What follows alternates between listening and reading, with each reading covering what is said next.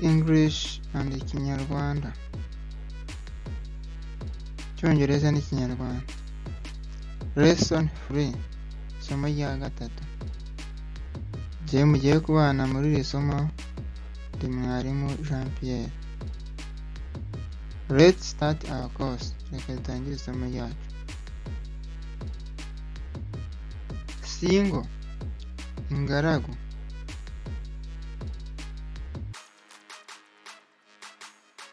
Ruler, irati.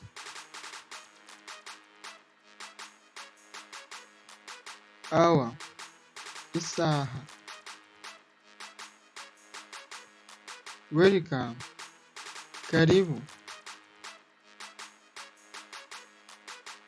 To be happy, kwishima. To go home, gutaha. To live, gutura. My friend or my colleague, mugenzi wanjye. Visitor, umushyitsi. How much money, amafaranga angahe. Telephone, telefone. Ugandan citizen, umugande. Woman, umugore.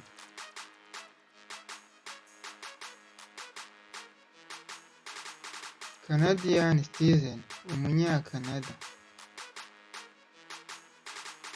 Burundi citizen, umurundi.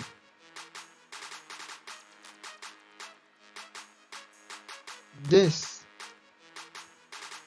aba. There is or they are, dore.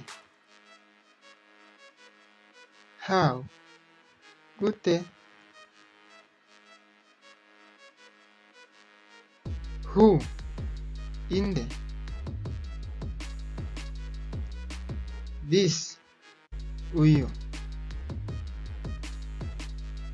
Explain, sobanura. People, urusenda. Moon, ukwezi ko mu kirere. Month, ukwezi kugizwe n'iminsi 30. Take you to be with me. Mwakoze kubana nanjye. Ni mwarimu Jean Pierre. Imana ibahe umugisha. I am teacher Jean Pierre. May God bless you. See you the following lesson. Dusubire mu isomo rikurikira. Murakoze. Thank you.